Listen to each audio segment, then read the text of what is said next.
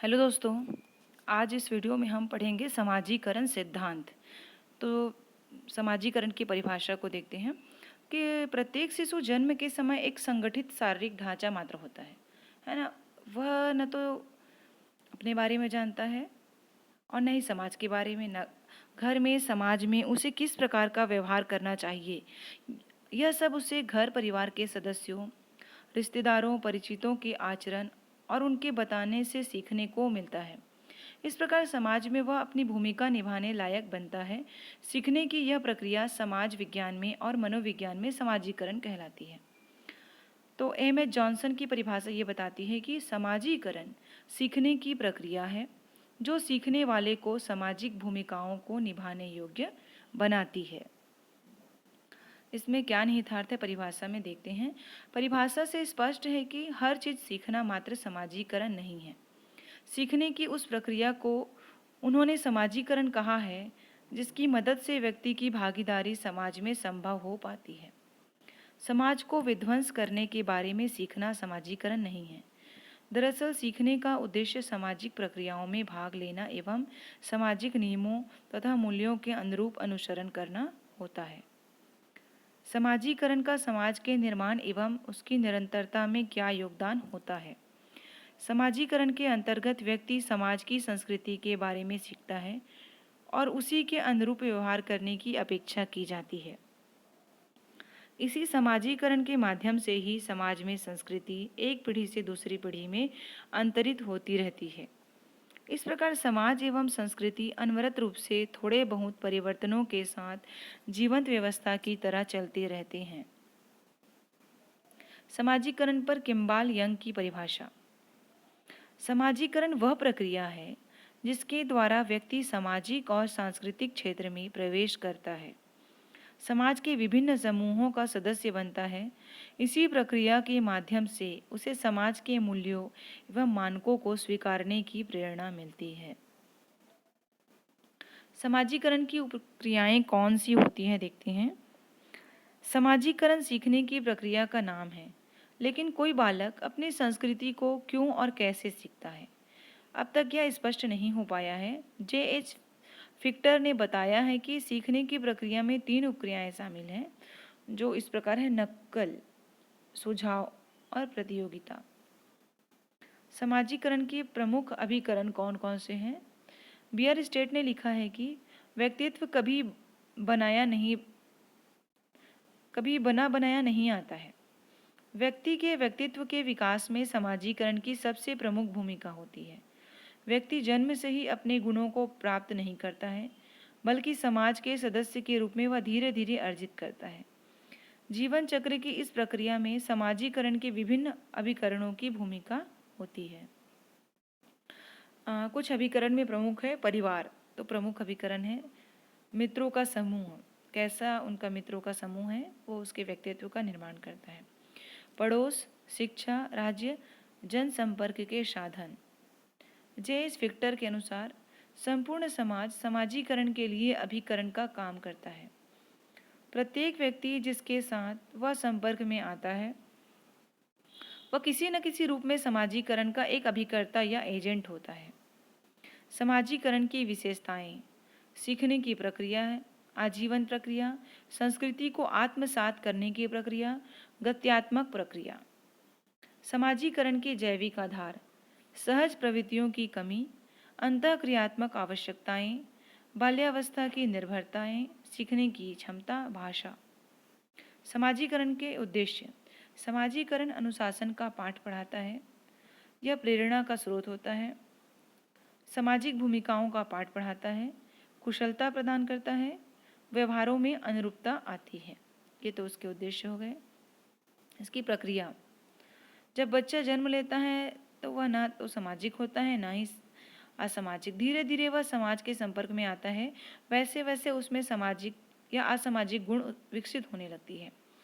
बच्चा जब इस संसार में आता है तो वह इस समाज के रीति रिवाजों, परंपराओं से अज्ञान होता है, परंतु जन्म लेते ही उस समाज में सामाजिक हो जाता है।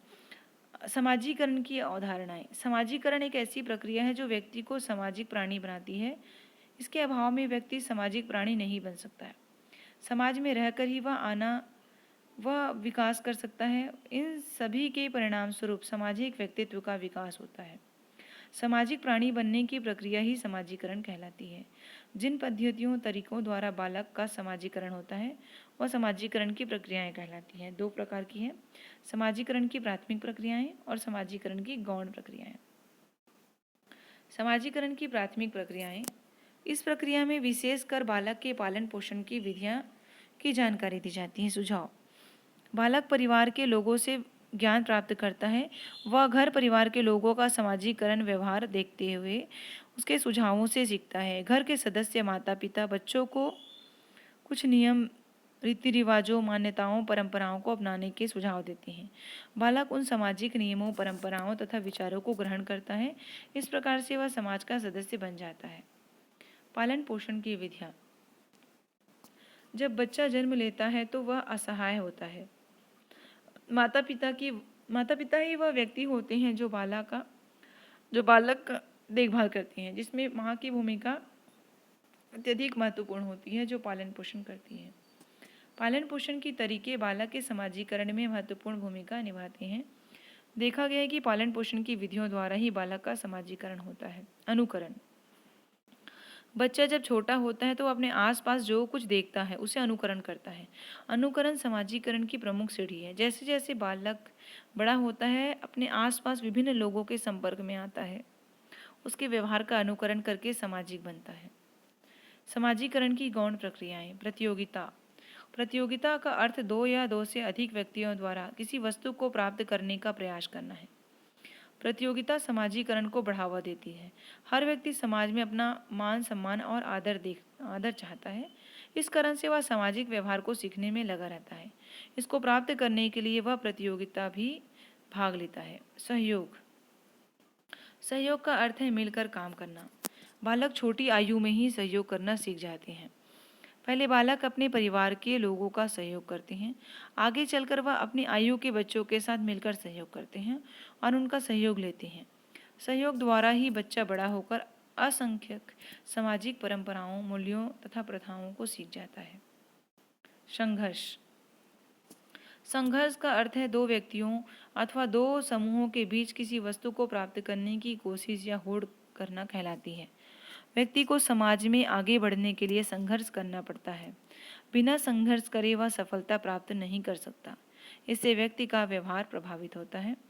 इस संघर्ष के द्वारा व्यक्ति में समाजीकरण होता है। अतः संघर्ष करना सही में समाज का आवश्यक तत्व है और सभी व्यक्तियों को संघर्ष करना ही पड़ता है। तादात्म्यीकरण या आइडेंटिफिकेशन, एक व्यक्ति द्वारा स्वयं को दूसरे के अनुसार व्यवहार को ग्रहण करना या ढालने की प्रक्रिया को आइडेंटिफिकेशन कहते हैं। ज़्यादातर बच्चे अपने घर परिवार, आस पड़ोस, सगे संबंधियों, अध्यापकों, मित्रों, पारिवारिक सदस्यों आदि से आइडेंटिफिकेशन करते हैं। अतः आइडेंटिफिकेशन बच्चे के समाजीकरण की प्रक्रिया में विशेष महत्व रखते हैं।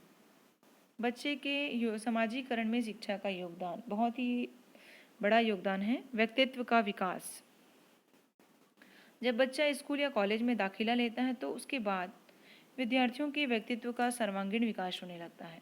यहाँ बहुत से लोगों के संपर्क में आता है, जैसे शिक्षकों, मित्रों आदि। वह अध्यापक तथा पुस्तकों से बहुत कुछ ज्ञान प्राप्त करता है, सीखता है।